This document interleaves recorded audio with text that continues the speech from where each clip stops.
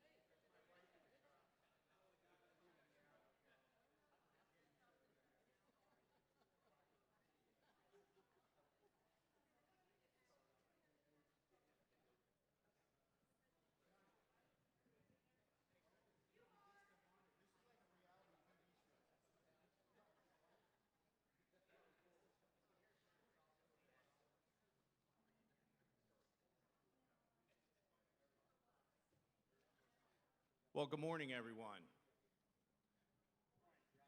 My name's John Horner. I'm the current chair of the board for the Talbot County Chamber of Commerce.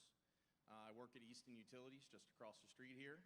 And what a glorious day for many reasons. One, it's a beautiful location to have our first in-person chamber event in what seems like years. And it's great to see everyone in person. It's just a fantastic opportunity for me to really reconnect, and hopefully you're experiencing the same thing. Amy and I were just talking about the importance of making sure that we allow for everyone to have a good amount of time to network. But we do have a big event today. I think it's one of the more favorite and more popular events that the Chamber puts on every year. So we'll get right to it. First, if you could please stand for the pledge. I pledge allegiance to the flag of the United States of America and to the republic for which it stands, one nation, under God, indivisible, with liberty and justice for all. Thank you. Next, what I'd like to do is quickly introduce the members of the Chamber of Commerce Board of Directors. If you're here, would you please stand? All the board members. Thank you. If you have any questions, you can certainly reach out to them or to me. Additionally, what I'd like to do is share with you a little bit of what the Chamber's been through over the past year and give a little bit of special thanks to some individuals who deserve some serious recognition. First, the Eastern Shore delegation, Talbot County, and many others really helped the Chamber's members out this past year. Whether it was grant programs or other assistance, the membership is indebted and deeply thankful to those that helped them survive the really difficult portions of the pandemic. The Chamber itself also had some serious struggles. And if it wasn't for the leadership of Debbie Walsworth, who is the past chair, immediate past chair of the board, and her strong ability to navigate us through that turbulence, if it wasn't for a huge sacrifice on the part of Al Silverstein, I want to thank you, Al, for what you did last year for the Chamber and for your 20 years of service to the Chamber of Commerce, and for the incredible vision of our new president, Amy Kreiner. We might not have survived as a Chamber. The grant programs initially didn't help chambers. We were able to get some help later from some future programs, from some recent programs that did provide us with support. But those three individuals really rode pretty hard on the boat to make sure the Chamber is still active and ready to go today for our membership. We will have and are planning a chair luncheon in the next month. And we'll do a little bit better recognition and celebration of especially those three individuals and our exiting and incoming board members at that time, as we traditionally have. And stay tuned, there's lots of really creative events coming up from the Chamber that Amy and the board are pulling off. And we're also going to start planning some fundraising events. With that, I'm going to go ahead and turn it over to Amy, our current president, and she'll take us on to the main event. Thank you very much.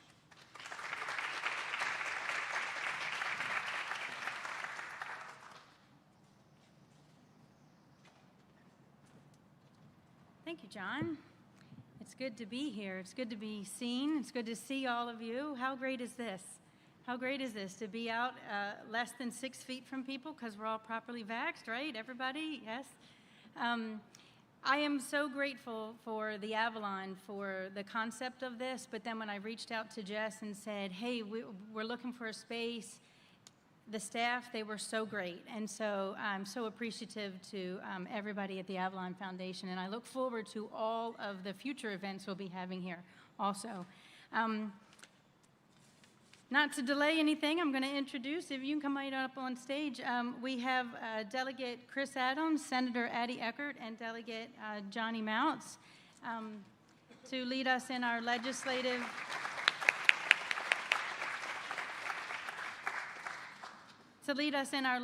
wrap-up event. Delegate Johnny Mounts has been a member of the delegation since January 2015. He's been on the Economic Matters Subcommittee since then also, and also on the Public Utilities Subcommittee, and is a long-term business owner here in Talbot County. Delegate Chris Adams, newly appointed Minority Whip,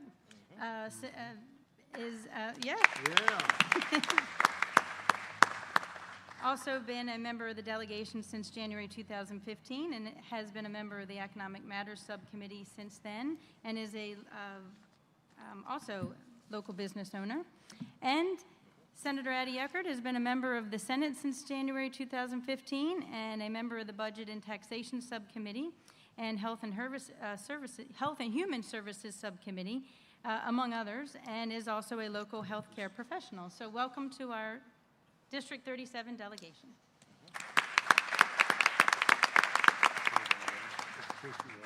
So I would like to get things started. We're going to give everyone 5 to 7 minutes to give your overview of the legislative session, and maybe, ladies first, we'll start with Senator Eckert.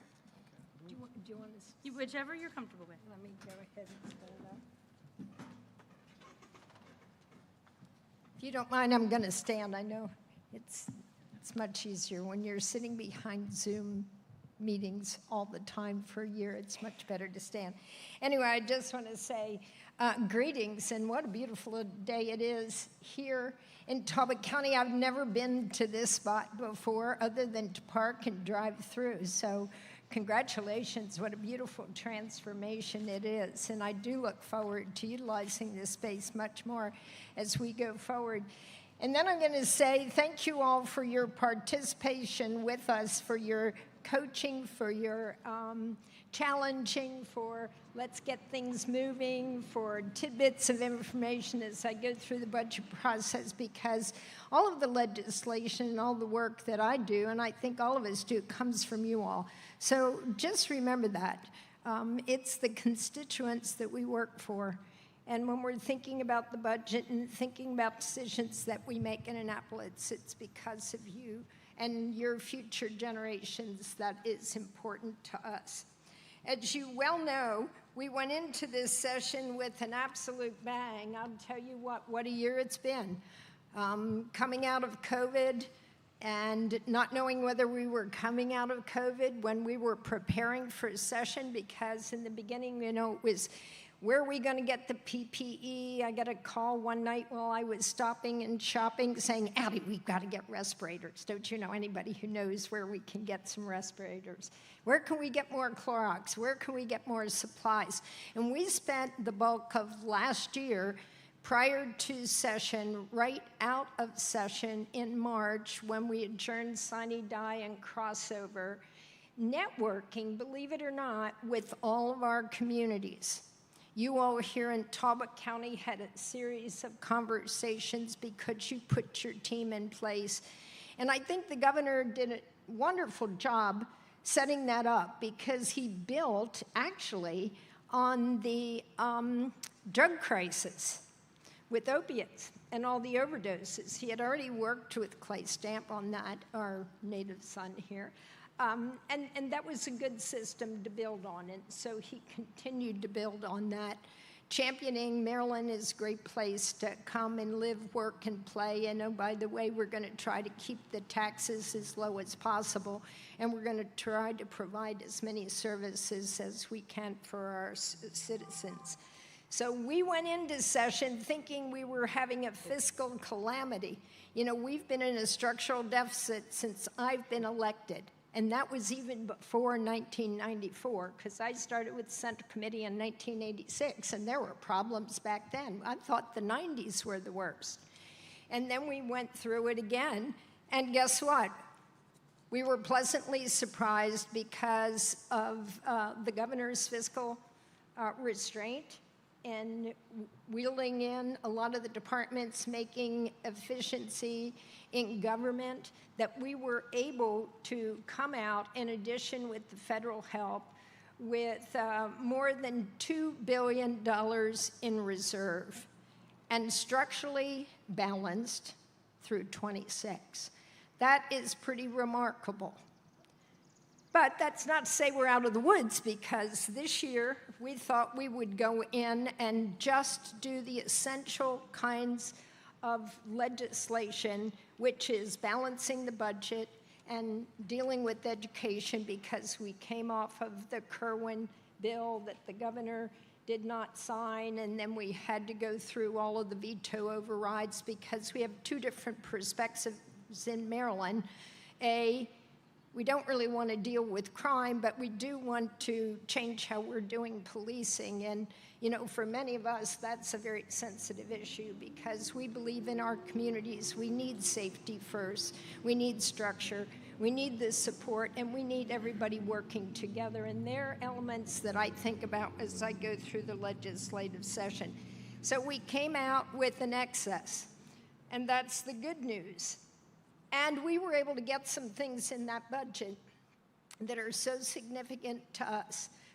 Thanks to, and I'm going to start with broadband, because thanks to Chop Tank Electric and their willingness to come to the table several years ago when we put together the Rural Broadband Task Force, they had an innovative way of starting down the road to be able to provide access, digital access for their folks. And we continued down that path, making sure that that was a good thing to do and being convinced of that.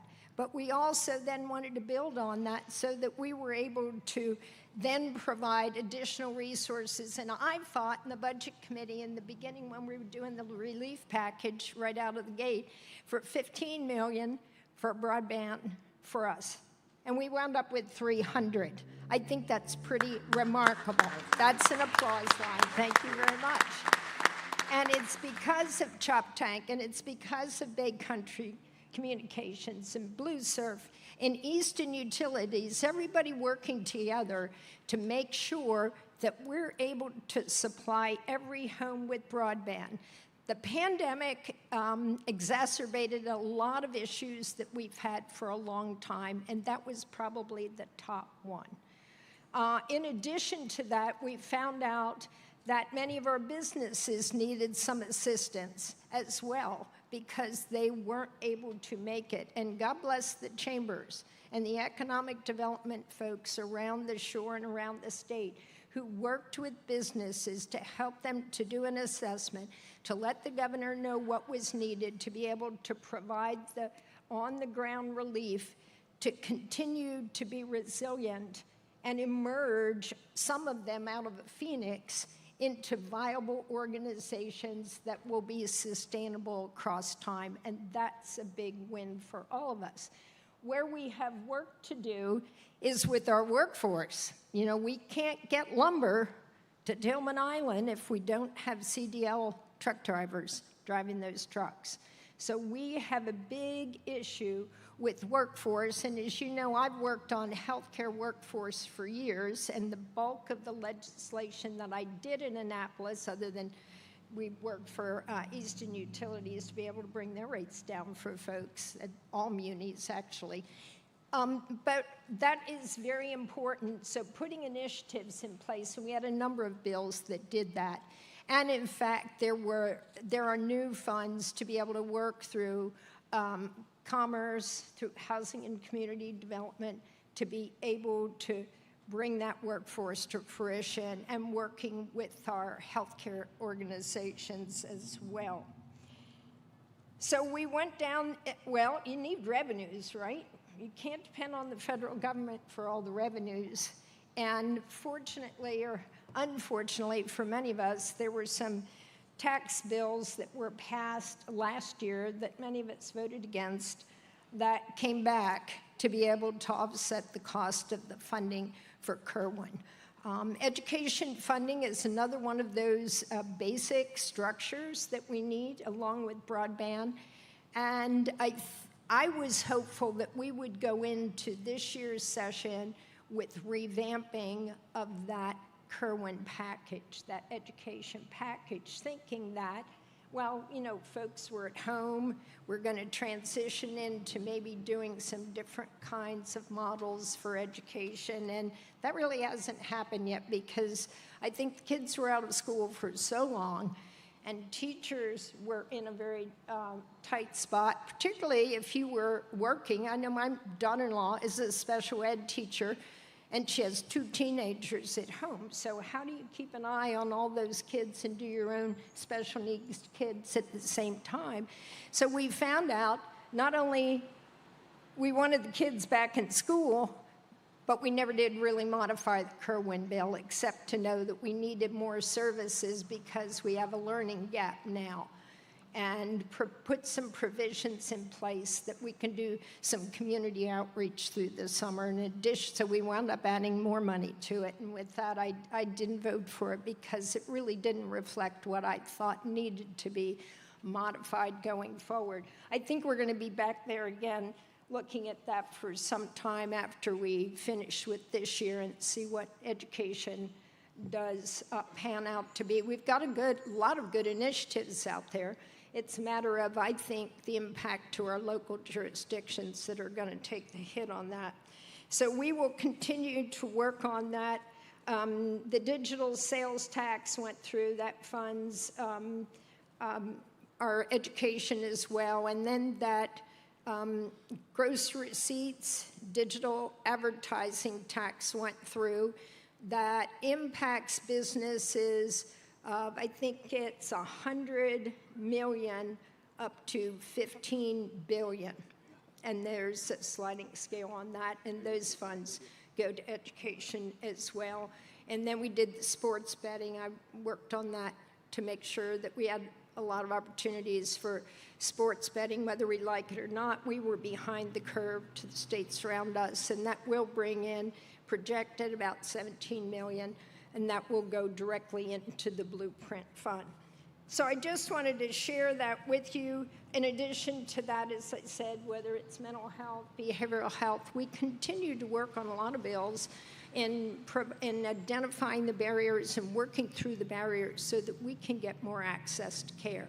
We can get public access to care. Where we're having a real problem is getting private access to care because it's hard to get workforce credentialed. And we want to continue to move forward on that because we have some really basic needs. In addition to that, Maryland is one of the higher states for maternal mortality and infant mortality.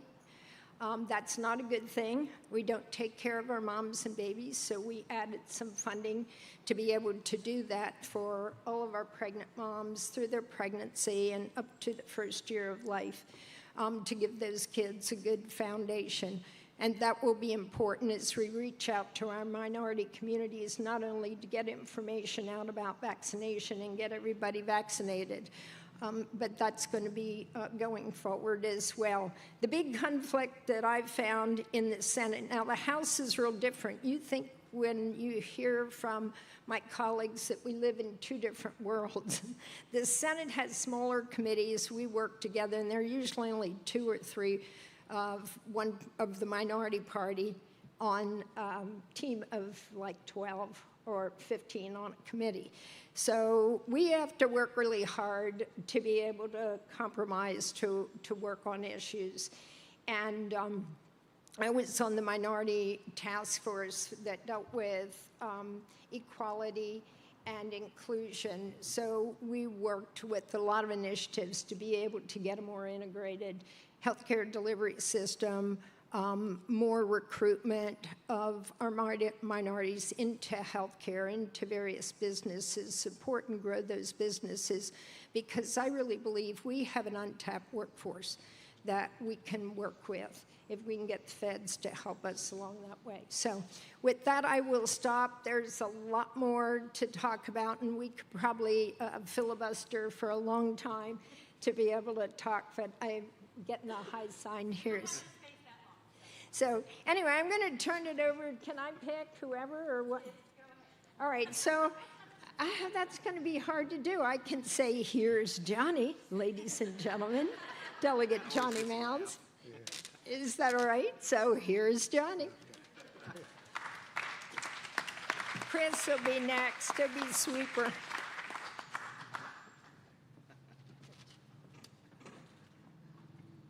Thank you, Senator Eckert, for that great introduction.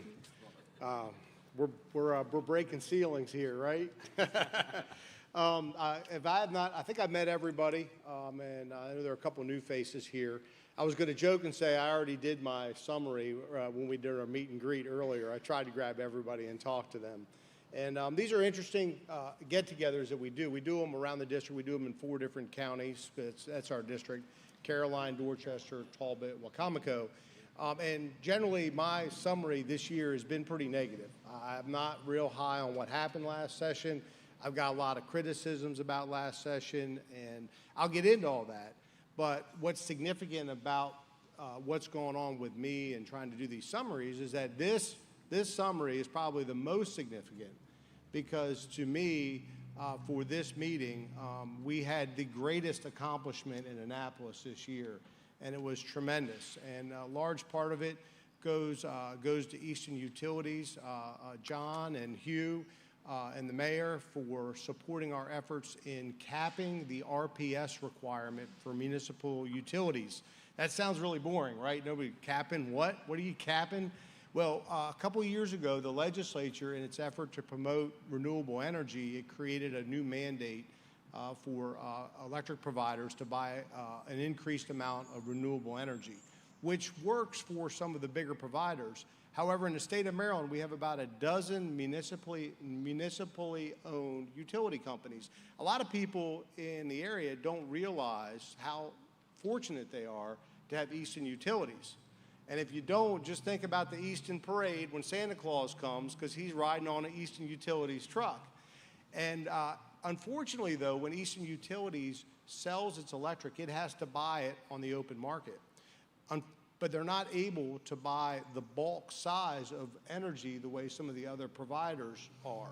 And with the mandates and the requirement that they buy more and more renewable energy, the ratepayers in Easton just saved $7 to $10 million, and that's worth a round of applause.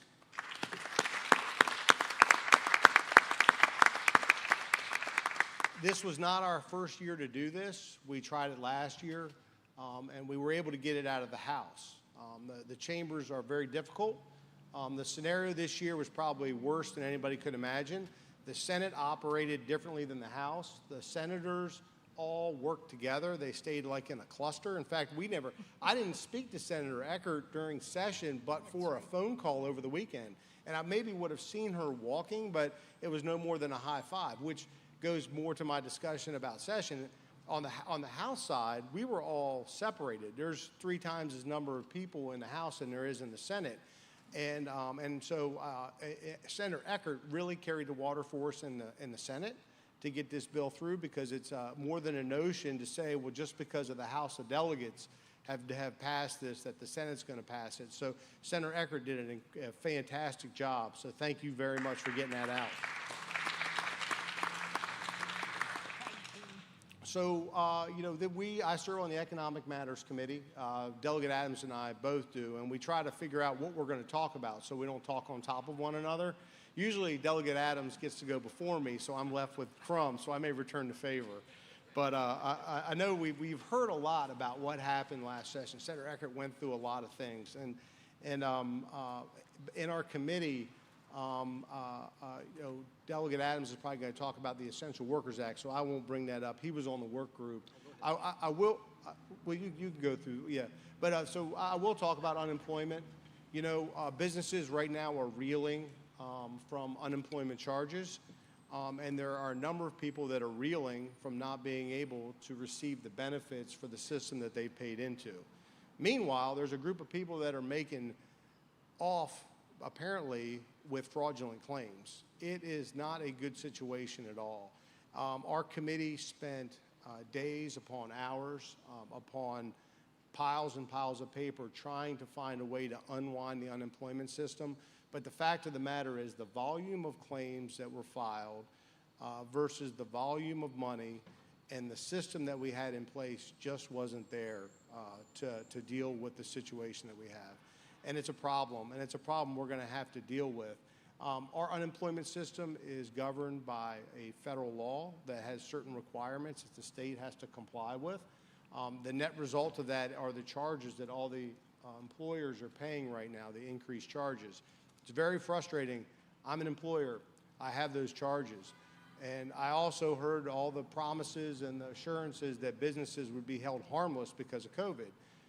There's no sugarcoating and there's no silver lining to what we're dealing with, other than the fact that the reality is that COVID isn't over, especially for our business community, and we're just going to have to find a way to navigate the humps and the hurdles. In the process, in Annapolis and through the governor's office and through the department, to me, the best option that I've heard is to call the department up and try to work a way through the system and try to do something with your payments so that you're not put out of business. It's a big concern, and it's important that message gets out. I wish I could say something more positive, but I mean, I want to make sure we're giving straight information. The session for me was very controversial. We started it out. I think there were 37 veto overrides from the previous year, including some tax increases and things like that. So our first 2 weeks, we did more veto overrides than I think probably in our state's history. All of them passing by party line margins. There are a few votes here and there where Republicans went the other way and wanted bills to go through. I know I'm guilty of supporting one of them dealing with an aging program, but we can go through all those overrides. The next thing that came up was police reform, and the police reform was extremely controversial. It was extremely emotional. I ended up opposing all the police reform bills, not because I don't think there's issues that need to be addressed and need to be resolved, but the system was dramatically flawed. But the ultimate bills, to me, were designed for large urban areas, metropolitan policing and things like that. What's been put in place, our counties and our towns are about to find out some of the shortcomings of that legislation because it has all kinds of requirements and mandates and things like that. Meanwhile, the legislature kept working. As Senator Eckert mentioned, I was concerned about the legislature operating full bore, having all kinds of bills being introduced. That's what happened. In my view, we should have been focused on COVID. We should have been focused on unemployment. And we should have figured a way to taper the number of bills that were going to be heard so that there would be public access and input on some of these things that are very, very technical. When you're in office, everybody looks at you like you know more than everybody else, but all you hear are stakeholders, so we know as much as you all tell us. And so we were operating in the dark a lot of times. There were 2 or 3 bills that I was able to amend on the House floor last year. That's unheard of. Maybe one if you get lucky, but the net result is bills were being passed and they weren't going through the proper process. So following the police reform, a number of these bills came out. One that I need to highlight that's going to have a dramatic effect on our area is the Electricians Act. This is a 20-year crusade by the electrical union to change the licensure for our electricians. Right now, electricians are licensed either by the state or by local boards. The Eastern Shore electrical boards license very differently than the Western Shore electrical boards. And what's happening is on July 1, there's a change in our licensure for electricians. It's going to have a dramatic effect in anyone holding a license that isn't already issued by the state of Maryland. There was a big meeting held a couple weeks ago. The bill is still on the governor's desk. I'm hoping that he's going to veto the bill because we do need to rectify the way we license our electricians and centralize that. But what this bill would do is leave a couple unanswered questions that I'm very concerned are going to have a negative impact on a lot of our private independent electricians. And if anybody here has ever needed an electrician, the guy you call on the side to do a job for you, those are the guys that have, you know, these nuanced licenses that are going to be dramatically affected. Moving into some other bills that I want to highlight for you is a new thing that's gone on, and in the past it hasn't been approved, but in this past legislature it was, and that was using bay restoration funds for purposes other than wastewater treatment. And two bills passed, one to fund the planting of 5 million trees, the other to try to help deal with TMDLs, which are both very, very credible and noteworthy efforts to aspire to. Sorry, I had a moment lapse there. My knee brace was getting a little tight, but the Bay Restoration Fund was a fantastic idea, an expensive idea, a politically costly idea promoted by Governor Ehrlich. And it's done more to improve water quality in the Chesapeake Bay than anything in our lifetime. No oyster, no management plan, nothing. And that fund has not met its total yield. There are many people on failing septic systems. We've got many municipalities with wastewater treatment needs, and that money should be protected, and it ought to be invested where it will best serve the communities. I'm concerned that if this comes back and in the following years and it's diverted, it will cause less and less accessibility for those of us who need it. Most of us are in rural areas. And along those lines, there were many other bills that came up. The internet bill is very good news for us, the $300 million. The concern is we also created a statewide office of broadband, which is going to deplete some of that funding. And with what's going on right now in the economy and the cost of durable goods, the idea that $300 million was going to cover those projects may now be in question. And I'll just wrap up thanking all of our businesses for sticking through a tremendously difficult time. I want to thank our towns, our county, the Chamber of Commerce. And to me, the priority right now isn't so much fighting over legislation. It's finding a way to get our businesses up and running and get the grease back on the skids for our economy. So thank you. God bless you. Great to be with you.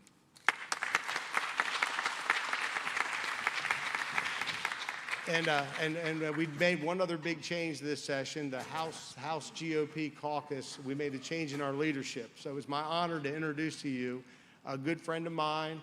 You don't see us together as much here because Chris lives in Hebron. But he lives in the heart of Big Chicken Country. Our new minority leader, Jason Buckle, is from Garrett County. We are hand in glove on just about every issue that comes down the pike. And I'm darn glad to say, welcome, Whip Christopher Adams.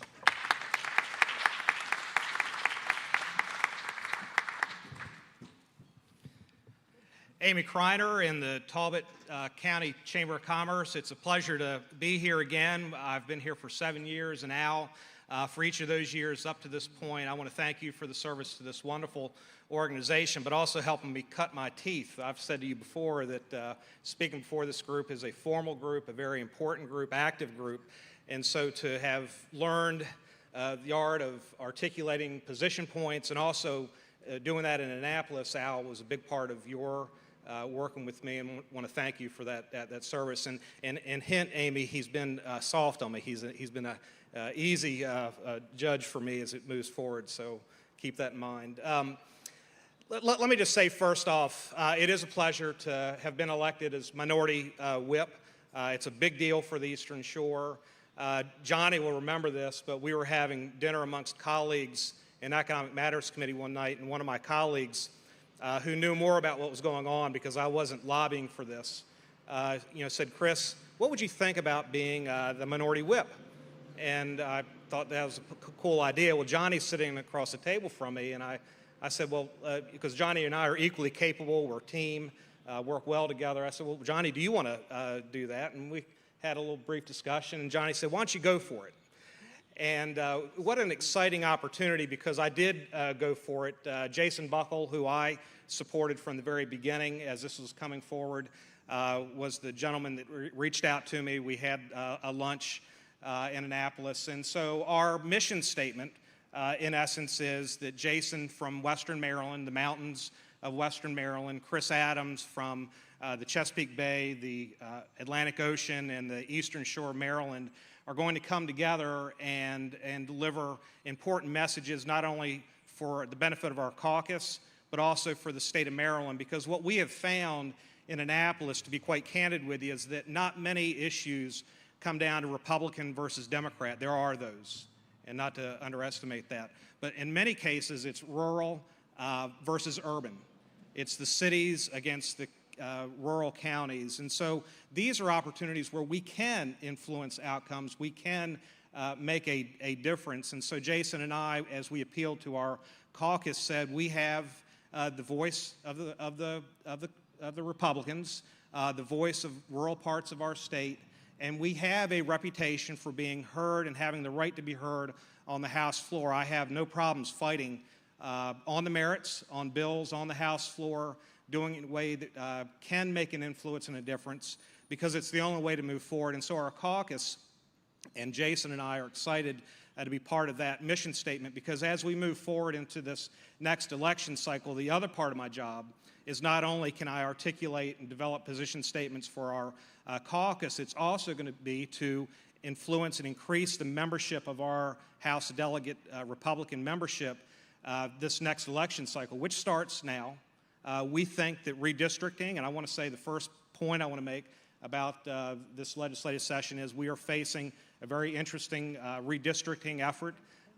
We think that we can be very effective, especially if we get single-member districts, and increasing our membership 7, 10, maybe even 12 members. It's not enough to change our party's position as a minority party, but it does, frankly, give us a chance to put 2, maybe 3 more Republicans in each of these committees, and that is a very big thing. You'll remember in 2014 when Johnny and I came in, we had 2 more Republicans on House Economic Matters Committee, and we know that that made a difference, that we were able to stop things in committee. It wasn't just our committee, it was every committee. And let me just say to you, once a bill hits the House floor, as Johnny alluded to, the bill is going to move forward. We might get some amendments. Johnny was lucky in a couple of regards on that. But most of the work that we are effective and can do as Republicans is we can fight and kill bills in committee. And don't underestimate Johnny and my capability of doing that in committee, but it becomes easier and more relevant if we can get more membership. And so Jason and I are laser focused on that particular issue, and we're excited about the opportunity for Maryland moving forward. I think the last time we talked, Johnny, I spoke before you did, and he kind of joked about the crumbs and thus and such, so I kind of violated that the last go-around. It was funny you brought up the unemployment. But there are 2 main topics of conversation from Economic Matters Committee that I was involved in. I was on a work group with the Essential Worker Protection Act. You'll remember that bill as being a onerous regulation on employers, certainly in the ag and poultry industry. Almost untenable if it had been passed as it was drafted. In this work group, I was with other chamber members throughout the state, legislators, and so we were, through that process, able to amend that bill. We got rid of the $3 per hour hazard pay. We got rid of the mandate, the unfunded mandate on employers to have sick pay benefits. In fact, the way that the bill came through is that if sick pay is needed in a future pandemic, this bill also is prospective, not looking backwards, in the future pandemic, a future health emergency, that if we are going to have sick pay benefits mandated on employers to give to their employees, that it's in fact going to be the state that funds it, the state that pays for it, which is unusual in and of itself. It's almost unprecedented because Annapolis has this penchant for creating mandates on employers, on our jurisdictions, without necessarily funding those. And so when we were done with that bill, the Maryland Chamber of Commerce actually came in neutral on the bill, which is important, because I think what the bill said after it was amended is that all employers, all entities in the state of Maryland do care about our essential workers, do care about the health and safety of our workforce. It is, in my world, I've got 36 employees currently. my employees are my most important asset. We want to take care of them. If the state has plans and they think through legislation that they can help us achieve those goals, then we're all for it. And so I voted against the bill. I was certainly part of a process that made the bill workable and acceptable to the group at large. So that was exciting. The other more important and ongoing issue, as Johnny alluded to, was unemployment. I serve on the Unemployment Insurance Subcommittee, and we had 5 bills that came out of our subcommittee that did pass. 2 of those bills restructure and reorganize the Department of Labor and the Unemployment Insurance Department. You know about unemployment insurance, that is a federal program. Each of our states has these departments within some version of the regulatory framework, but it's a federal program administered by the state. So we do have federal rules that we have to follow. But let me just say, every state, and including Maryland, struggled mightily when the demand came for benefits. These benefits are entitlements. They are paid for by the employer and employee. And so when they're needed, they're here for an important purpose. They have to be available. And I think the state of Maryland fell far short in that regard for a lot of reasons. And so the legislature answered those challenges by saying certain things under law that we needed to make more relevant. We needed to change the framework. We needed to make sure that the Unemployment Insurance Trust Fund, which is the sum of money that usually is around $1.4 billion, that we find ways to, after this is all over, refund and emphasize the need to put that back to $1.4 billion without necessarily harming the employers. Because let me just say to you that the UI Trust Fund right now is paid for by rates and tables that are established in the state of Maryland. Before the pandemic, we were in the Table A, which is the very best table. Depending on your individual situation, you were in a different rate category. We are now in Table F, which is the very worst case.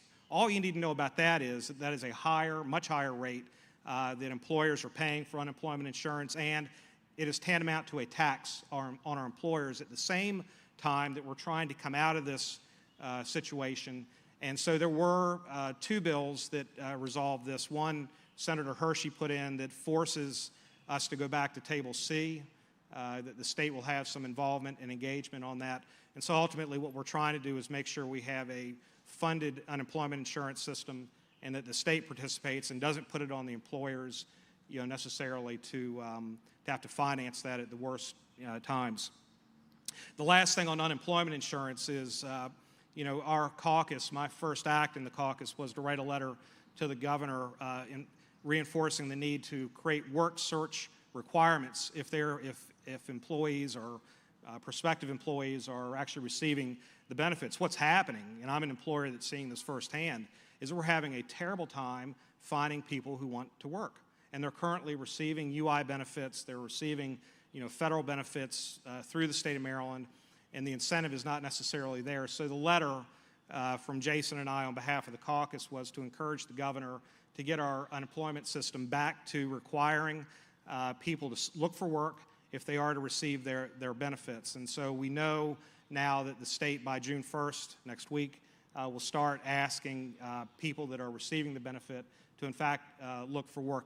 This is a major issue. If you're in Ocean City right now trying to find people to work, and I was there last night, you're having a heck of a time doing that. I'm in the construction trades, and I can tell you that we are rev limited based on our ability to bring labor, carpenters, skilled or unskilled. I can train somebody on this work, but just people that are willing to show up at 8 o'clock in the morning and put in a good 8-hour day is immensely difficult at the moment.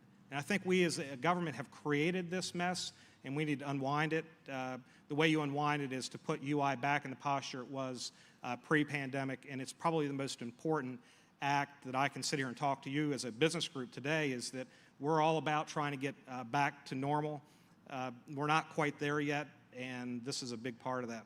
So without going on a filibuster, because I think we've covered a lot, I know there's probably a Q&A to this, and how about if I just say thank you once again, Talbot Chamber of Commerce, for your support, your friendship, and glad to be working with you moving forward.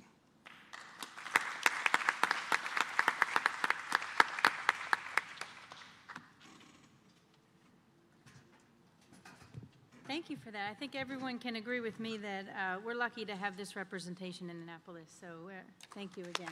Thank you. So we do have time for a Q&A period. We're also live streaming on Facebook and YouTube, so if there's any, I'll get a thumbs up in the back if there's any questions that have been submitted. But we're happy to entertain any questions from the audience if you have any. If everyone's sort of rusty and out of the habit. Go ahead, Reza. You ask it, and then I can repeat. Thank you. I asked a question that, as Mark Twain said, everybody's talking about it like the weather, but a lot of people don't know how to do damn thing about it. So that's the workforce. It sounds like there are so many dimensions. Senator Ecker talked about it. Delegate Miles and Delegate Adams talked about it. There's a lot of things happening, but the piece that is missing probably is getting to the root cause of what the problem is with unemployment. And before the session started, I had the pleasure of chatting with Senator Ecker a little bit, and there are so many areas that really ties into each other to make the workforce what we need. Healthcare is one piece of it. Benefits is another piece of it. And I know wages are going to be a hot topic. They talk about it is not only the rate, it is really the security that an individual needs to have from the job that we talked about with Chris. So if there's anything we can do from this group and groups that you represent to help us for the workforce that we all need and we are desperately waiting for something to happen. Sure, I'll start, Reza. One thing we can do, and Maryland hasn't done this yet, but as a group, get together and take a position on the additional federal unemployment benefits. Many states have blocked those benefits, and they don't have a work shortage in those states.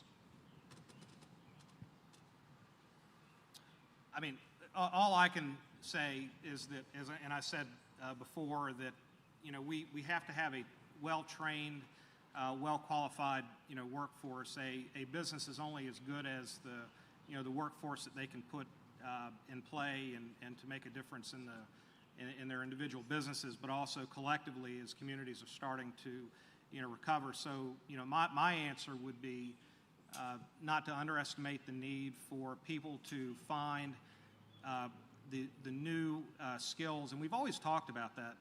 Chesapeake College, Warwick Community College are two organizations that I know have focused on workforce development. I'm on the board of the Associated Builders and Contractors. It just so happens to be the #1 issue we talk about in every one of these scenarios. So what makes the pandemic different, and to the deference of people that are receiving unemployment insurance benefits and aren't finding work now, it is possible and likely that they are finding that the job that they had is not the one that they're going to now go back to.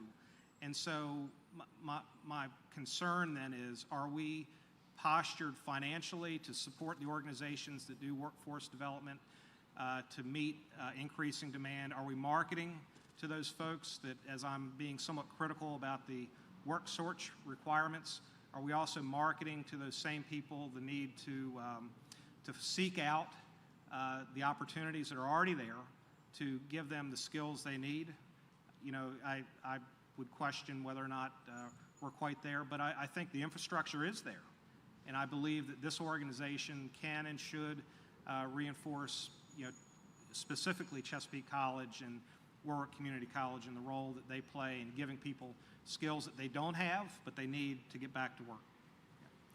I would just build on that because I think it starts down in our educational system, how we prepare our students. And then in the Kerwin, in the blueprint for Maryland, there are initiatives in there with incentives to be able to match up industry with students earlier, and then weave into that our community college programs. The EARN program was very effective, and going back to that, because there were a number of initiatives and incentives that were passed apart from that. But you're exactly right. How do we create the pipeline, if you will? How do we get those skills and trades and work through earlier access. And I think students being exposed to a variety of opportunities can work well.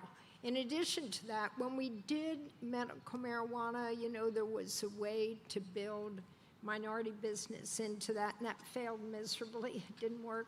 We tried to be very cognizant of that in creating new models when we did the sports betting. So there are some funds that were designated toward mentoring new businesses. And I think that there are a number of very creative programs both in Annapolis, and I think Mita is going to be talking about some of that coming forward. And how do we mentor and grow businesses and grow the workforce within those businesses? Thank you. Is there another? You're okay back there? Okay. Any other? Oh. Just real quick, there's a lot of upward pressure on minimum wage right now, and we're seeing a lot of advertisements for $16, $17 even. 20. Hiring incentives for whatever. Would you expect that rolling back to the normal UEI requirements might relieve some of that pressure, or do you expect that pressure to be here for long term and for businesses to really look at what their entry level minimum wage pricing would need to be going forward? I'll be happy to jump on that one again. I mean, I mentioned earlier, look, there's states that have blocked those increased benefits. They don't have a work shortage. What's going on right now is there's a labor war, so wages are inflated. The minimum wage is $11.75, I believe. It's not $15, but the general belief is it's $15 at least at a minimum in the workforce, which is fine if people, if we're trying to inflate wage and hours, but that wage and hour on a minimum wage doesn't balance out for the practice of business. So what's going on right now is businesses are finding ways to pay more and more. But in the long run, that business plan doesn't play out, which is why if you go in certain areas, places are closed. Go to St. Michael's on a Tuesday and get lunch. There's 41 restaurants, and I think a handful of them may be serving Mondays and Tuesdays. That's just a restaurant. I can give you the restaurant example, but if you play that into other industries across the board, it's having an effect. What's going on right now with the increased unemployment benefit, okay, there's this expectation that the wage is going to be at this higher rate. So it's artificially inflating the minimum wage. It ends in September. I don't know if anyone has accounted for what the businesses will do, because many of them have less employees. So they're not going to increase employment because more people are looking for work after September. They're going to keep their new business model that they've learned to adapt to, and all of a sudden the minimum wage will be this artificial, it's just a theory that I have, but what's really going on right now with this flood of money into the economy, the way it's working is it is artificially inflating, and the sooner you take that flood out, or sooner you modify that, the sooner we get back to a balanced economy. And that's the only way, when I talk about greasing the skids of the economy and getting people back to work, that's the only way you do it. The government isn't going to grease the skids of the economy. It's got to be driven by capital pressures, and some capitalistic pressures are not good. I get that, but many of them are, and I think they need to be supported and promoted right now. That's what we need. We're in summer months. The economy is trying to explode. It's like, when you put a bottle of water in the freezer. Well, that water's frozen right now, and it's pushing out, and we're restricting it with some of these government policies. John, and I'll just continue where Johnny left off. Minimum wage is a government policy that is not effective, in my opinion, to really address the challenges of both people looking for work and also the employers trying to hire, because it implies an artificial benefit that doesn't exist in the real world, which is the conversation about productivity and also supply and demand. So, point one, right now we have a supply and demand issue. The leverage is with the worker, right? and the ones that are already employed. This is exciting for me as an employer because I have people looking at me who know that they have the leverage, who want to make more money, which is the kind of conversation as a business owner I want to have, because my answer back to them is, yes, we will pay you more money, and here's what I need in return or exchange for that. Don't you know that business owners much prefer to have that conversation with a worker than the one that says, I demand $15 an hour or else, because the government forces me to do that. You eliminate the productivity conversation. You eliminate competition. And so, that's the second point I would make, John, to your question is from a supply and demand standpoint. Right now, we think that, for our economy to really come through this pandemic, people need to come through with essential skills that are worth the money that is being demanded in the private marketplace. I'm excited. I mean, look, I pay I'm in the construction trades. I'm not going to say but we pay our labor more money than I get paid as an employer, and I'll do that all day long because they're artists. They're trained. They show up at 6 a.m. They work not by the hour necessarily, but by performance, and they do very good, and they know it, right? And people around them know it. The apprentices who watch these folks making money know it. It's an open book. That's how, frankly, it should be. Not a government-mandated minimum wage, but rather, are we creating the right mechanics for a good labor movement, a good labor opportunity, people coming to work? When you have McDonald's writing $600 checks, bonus checks, just to show up, something's not wrong about that, but then again, something's right about that. I will assume for a minute that McDonald's is going to say, well, before I'll give you that $600, you got to work with me for 6 months or a year. And oh, by the way, I'm sure they've got some metrics that say, okay, for you to get that, you're going to have to do X, Y, Z. That's where it should always be. And we weren't there pre-pandemic. All we were is watching our government say minimum wage, sick pay leave. I'm excited. I think we have a good path forward. Any other from the audience? Oh, Susie? First of all, thank you all for your hard work during those trying times of the past two sessions. I want to thank you also for your support on the first-time home buyers tax-free savings account. That has been near and dear to the realtors' want list, and we appreciate your support. Along those lines, though, we also know that broadband is exceedingly important with real estate, our education, and our economy. The $300 million CARES funds, what can we do to assure that the Eastern Shore, that the rural counties do get their fair share of those funds and any other funds that are coming out? Good question. I worked with, actually Reza was my sounding board because I thought we needed an overarching way to look at broadband access across the board. And we needed to put a structure in place to make sure some of the things that we found on the Eastern Shore would play out. That was local control through our counties, and to make sure that we could retain the Rural Broadband Fund and access. And so we were able to get that in that bill and to be able to continue to work through our regional councils, who've been a very major player in addition to rural Maryland, to make sure we can retain those funds coming down to us. They have a little different issues on the Western Shore. They have actually more access. They just need to connect that. We have less, and so we have to depend on more providers.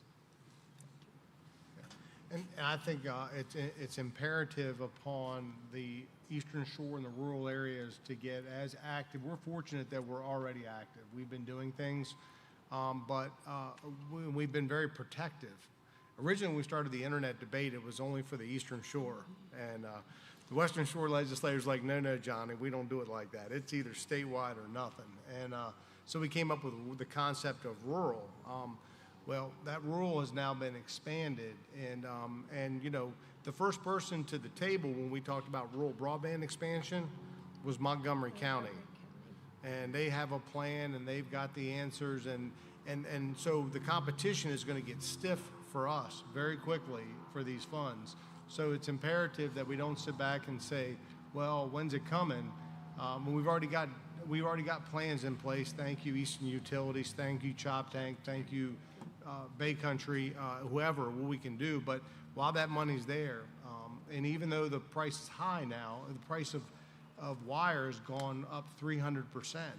But while that money's there in the fund, it's time to get active. In the past, we had, Maryland received a significant amount of funding for broadband expansion. That was all soaked up by Howard County alone. And, you know, people look at Talbot County, they say, oh, Talbot County, the land of the rich and famous and things like that. Well, our median income is, we're at the bottom of the middle. I mean, the powerful and the income, if you look at Howard County, Montgomery County, I believe Howard County is above Montgomery County. And they're going to claim to be rural areas, and we're going to be fighting for dollars, and they have votes in Annapolis. So, you know, while we have Governor Hogan in office, who has been there to try to help any way he can, I think it's imperative that this be a priority, that we get a plan together and execute that plan. And it really falls to a lot of our counties. Our counties are the ones who work directly because we put the Office of Rural Broadband that was under Housing and Community Development. And I think the challenge will be is whatever happens in the next election, how do we make sure we preserve the integrity of what's been established right now? But it is dependent on all of our counties have to come up with their plan and then work in tandem, not only with the Office of Housing and Community Development there with Rick Gordon, but also with our federal partners, because there are more funds that are going to be coming down. Thank you. So, so I think this was really great. So I was remiss in not acknowledging our elected officials, and Al will scold me for that later. So I do want to recognize before anyone leaves, and Mayor Bob Willey, Easton Mayor. Easton Town Council President Megan Cook. Council members Al Silverstein and Ron Engel, and I think that's it. And also thank you to our sponsors, which was Clarent, Queenstown Bank, and Bay Vanguard. And so thank you again to the Avalon Foundation staff, to Al. Thank you, Al.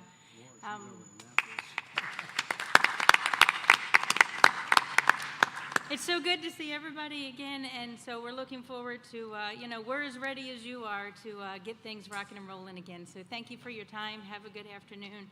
Thank you, everybody. Thank you. Thank you. Our delegation.